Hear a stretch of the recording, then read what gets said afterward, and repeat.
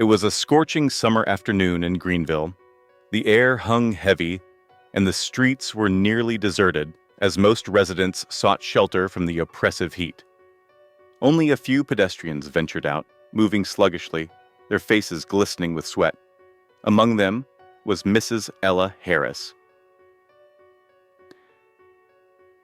an elderly black woman making her usual post-church walk home.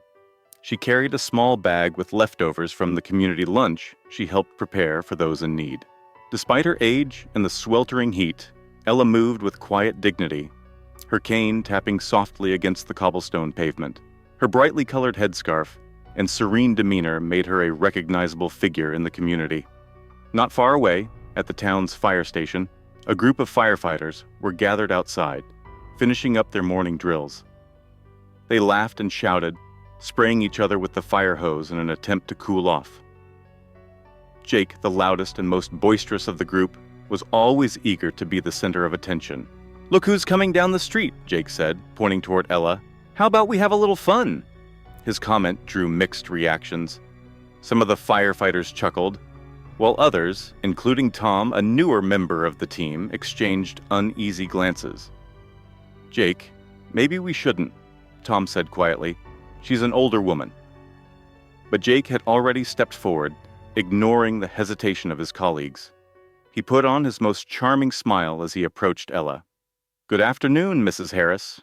It's a hot day, isn't it? How about we cool you down a bit?" "Is-it?" he said, his tone friendly but his eyes glinting with mischief. Ella paused, slightly wary, but she had no reason to suspect ill intentions. She had always viewed firefighters as protectors of the community. "Well, I suppose a little cool-off wouldn't hurt," she replied with a faint smile, adjusting her headscarf. Before she could react, Jake and two others gently but firmly guided her toward a utility pole. They wrapped a length of rope around her hands and secured her to the post. Ella's smile faded into confusion. "What are you doing?" she asked, her voice tinged with concern. "Don't worry, Mrs. Harris. It's just part of the show," Jake said with a laugh, grabbing the fire hose. He turned the valve, and a powerful jet of ice-cold water shot out, drenching Ella from head to toe. Her headscarf flew off, exposing her silver hair. Her clothes clung to her frail frame as she gasped for air. Her breath knocked out by the cold and the force of the water. She tried to shield herself with her hands, but the ropes held her in place. "See? Isn't that refreshing?" Jake shouted over the sound of the hose, his laughter echoing through the street. Ella's heart sank as the laughter grew louder. She felt the eyes of passers-by on her, some stopping to watch in shock, others murmuring among themselves. A few pulled out their phones, filming the scene. Ella's dignity was stripped away in that moment, and a flood of memories from her past, times of humiliation and struggle, came rushing back. After what felt like an eternity, Tom hesitated, then finally spoke up. "Jake, that's enough. This isn't funny anymore," he said quietly, guilt flickering across his face. Jake rolled his eyes, but relented, turning off the hose. He untied Ella and patted her wet shoulder with a smug grin. "No hard feelings, Mrs. Harris. You were a great sport," he said, as if his words could erase what had just happened. Ella stood still, her hands trembling as she adjusted her soaked clothing. She bent down slowly to pick up her cane and her headscarf, which had fallen to the ground. Looking up at Jake, her eyes bore into him, not with anger, but with a quiet, unyielding strength. Without a word, she turned and began walking away, her steps slow but steady. The crowd, which had grown larger, parted to let her through.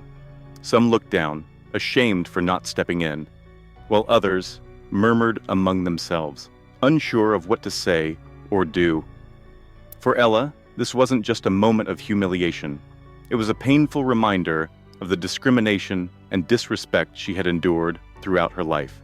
For Jake, it was nothing more than a harmless prank. But the events of that day were far from over, and the ripples of his actions would soon reach those who would not stand idly by. Across the street, Inside his small cafe called Mark's Place, Mark Jackson was busy preparing an order for one of his regulars. Mark was a tall, broad-shouldered man in his early 40s, known throughout Greenville for his no-nonsense attitude and deep sense of justice. He had a reputation as someone who stood up for what was right, and his cafe was more than a business. It was a hub for the community. Through the large front window, Mark noticed the group of firefighters gathered outside their station. They were laughing and talking loudly as usual. But his attention quickly shifted to Mrs. Ella Harris, who was walking slowly along the street. Mark had known Ella all his life and held deep respect for her. When he saw the firefighters notice her and begin gesturing, a sense of unease crept over him. "What are they up to now?" he muttered to himself, his hands momentarily pausing as he set down a coffee pot. The unease turned to shock when he saw the firefighters surround Ella, tie her to the utility pole, and blast her with a powerful stream of water. Mark couldn't believe his eyes. He dropped the coffee pot, ignoring the mess it made on the counter, and bolted out of the cafe. "Hey, what the hell do you think you're doing?" Mark shouted, his booming voice cutting through the laughter.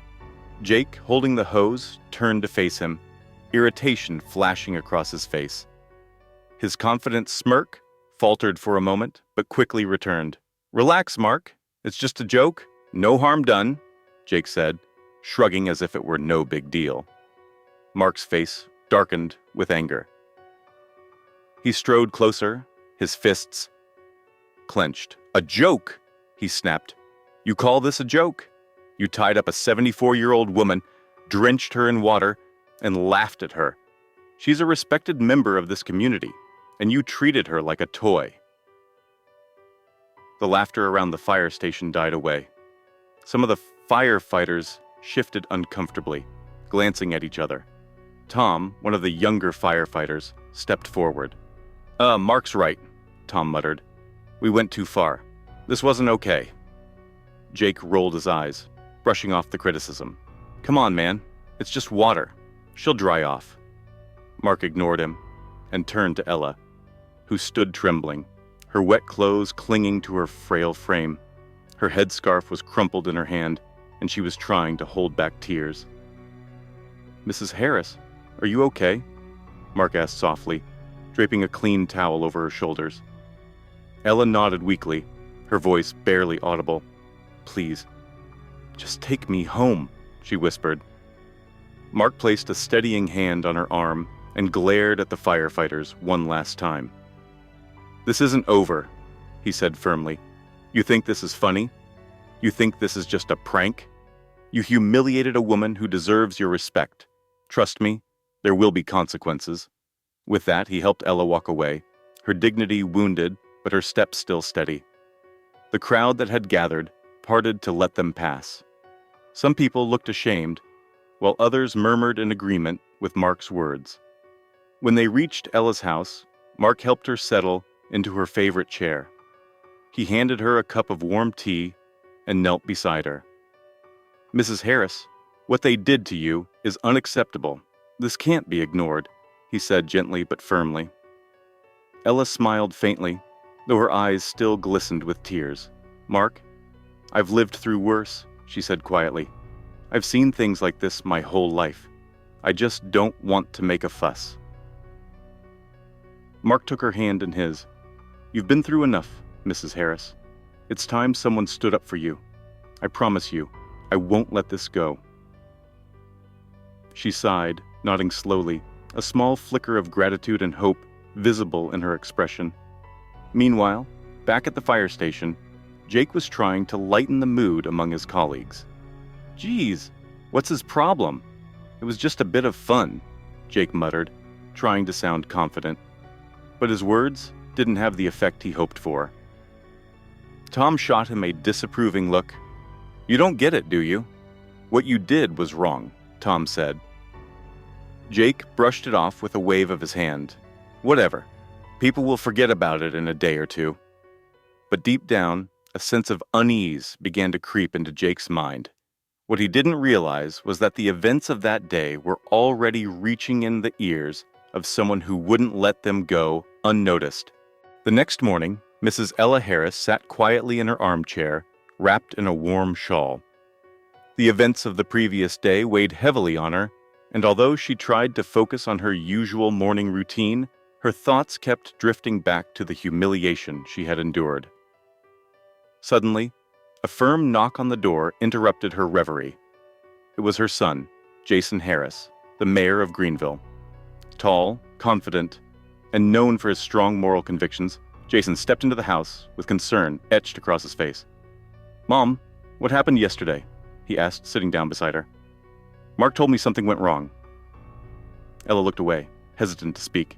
She didn't want her son to escalate the situation or bring unnecessary attention to her ordeal. "It's nothing, Jason. Just some foolish boys being foolish," she said softly, trying to dismiss it. Jason leaned forward, his voice firm but caring. "Mom, don't downplay this. Mark said those firefighters tied you up and sprayed you with water. That's not just foolishness. It's disrespect, plain and simple. I need to know everything." Ella hesitated but finally relented. She described how Jake and his colleagues had tied her to the pole, how they had laughed as the cold water soaked her, and how humiliated and powerless she had felt. As she spoke, Jason's expression hardened. When she finished, he stood abruptly, his fists clenched. "They thought they could treat you like this because you're older, because you're black," he said, his voice simmering with controlled anger. "They didn't just disrespect you, they disrespected everything you've lived through and stood for. I'm not letting this slide." "Jason, please," Ella said gently. "I don't want you to make a scene. I just want to move on." But Jason shook his head, his resolve firm. "No, Mom, this isn't just about you. This is about making sure this doesn't happen to anyone else. They need to learn a lesson." An hour later, Jason strode into the fire station with purpose. His tailored suit and commanding presence turned heads as the firefighters scrambled to attention. Conversations halted, and the room grew quiet. "Who's in charge here?" Jason demanded, his voice calm but authoritative. Paul Baker, the fire chief, emerged from his office. A middle-aged man with a stocky build and a perpetually tired expression, Paul looked surprised to see the mayor standing in his station. "Good morning, Mayor Harris. How can I help you?" Paul asked, trying to mask his unease. Jason stared him down. "I'm here because of what happened yesterday," he began. "Your team publicly humiliated an elderly woman. They tied her to a pole and sprayed her with a hose, as if she were an object. That woman happens to be my mother." Paul blanched, his face turning pale. He struggled for words. I didn't know," he stammered. "I assure you, we don't condone behavior like that. I'll address it immediately." Jason wasn't satisfied. "Call them out here. Every single one who was involved." Within minutes, Jake and 2 other firefighters stood in front of Jason. Jake's usual smug demeanor was gone, replaced by visible discomfort. He avoided Jason's piercing gaze. "It was you, wasn't it?" Jason said, directing his question at Jake. "You thought it would be funny to tie an elderly woman to a pole and drench her with water. What do you have to say for yourself?"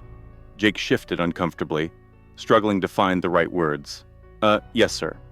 But we didn't know she was your mother." "Wait," he started. Jason cut him off. "And that makes it acceptable?" he snapped. "You think it's okay to treat someone like that because you assumed no one would stand up for her? Because she wasn't connected to someone in power?" Jake looked at the floor, unable to respond. Jason continued, his voice rising. "You humiliated a woman who has lived in this community her entire life, a woman who has contributed more to this town than you ever will. You didn't just disrespect her. You disrespected every single person who looks to you as a public servant." Paul tried to intervene, his voice placating. "Mayor Harris, I understand your anger, and I assure you we'll handle this. Disciplinary actions will be taken." Jason turned to him sharply. "Handle it? You've already failed to handle it by allowing a culture like this to fester in your station," he said. Your firefighters are supposed to protect this community, not degrade it. I want every single one of them to understand the gravity of their actions." Jake, finally finding his voice, stammered, "I didn't mean for it to go that far. It was just a joke." Jason stepped closer, his tone icy. "A joke? A joke that stripped someone of their dignity? A joke that made her feel small and powerless? If that's your idea of humor, you're in the wrong profession." Jason left the station, leaving a tense silence in his wake. Jake and his colleagues stood frozen, their faces pale. Paul, now visibly shaken, returned to his office to begin drafting a formal response. But for Jason, this was just the beginning. He knew that real accountability required more than a few apologies. He was determined to show that actions like these would never again be tolerated in Greenville. The next day, the entire town of Greenville was buzzing with talk about the incident at the fire station. The story had spread like wildfire, and residents were outraged.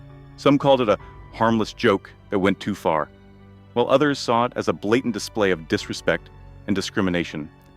For the town's Black community, it was a painful reminder of the injustices they had endured for generations. Mayor Jason Harris knew he couldn't let the matter rest. He called for a town meeting at the community hall, inviting all residents, including the firefighters involved in the incident. By the time the meeting started, the hall was packed. People stood shoulder to shoulder, eager to hear what the mayor had to say. Jason stood at the podium, his presence commanding the room. His voice was calm, but there was an edge of determination in his tone.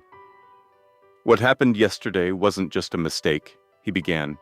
"It was a reflection of a deeper problem, one that we cannot ignore.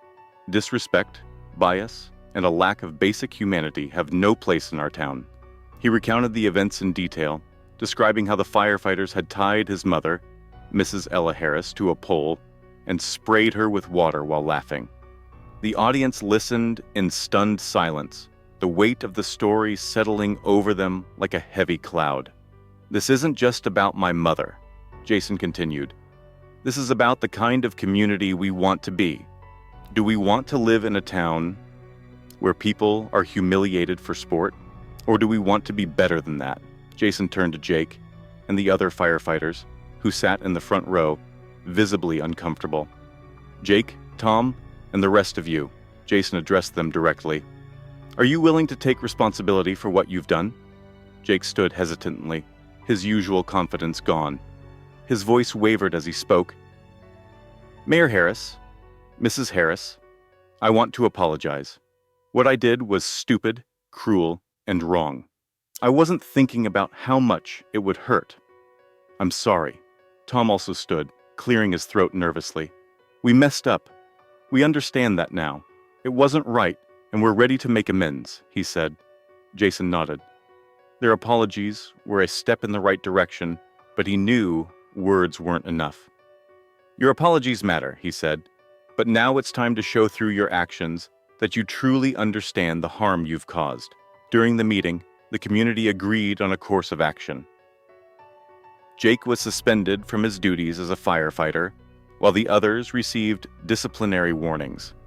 All those involved were required to attend training on bias and community relations. Additionally, they were tasked with volunteering at local senior centers and participating in community service projects to rebuild trust. The most powerful moment of the meeting came when Mrs. Ella Harris herself stepped up to the podium. At first, she hesitated, but as the crowd erupted in applause, she gathered her courage and addressed them. "I don't want this to be about hatred or revenge," she began. "I've lived a long life and seen a lot of pain, but I've also seen the power of change.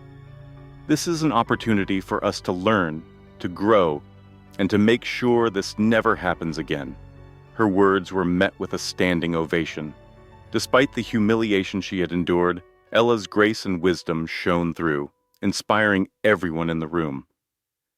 In the weeks that followed, the incident became a turning point for Greenville. The fire station underwent significant changes, implementing new policies to prevent anything like this from happening again. Jake, while initially resentful of the consequences, began volunteering regularly at the local senior center, spending time with elders in the community. One day, he even visited Mrs. Harris at her home.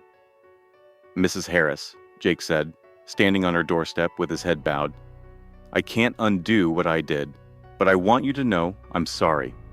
I'll never treat anyone like that again. Thank you for giving me a chance to make things right." Ella smiled warmly and responded, "Sometimes, the most important thing in life is to learn from your mistakes. I forgive you, Jake." The incident remained a vivid memory in Greenville, serving as a reminder of the importance of respect, humanity, and accountability. Thanks to the strength of Mrs. Harris and the determination of her son, Jason, the town took a meaningful step toward becoming a place where everyone felt valued and respected.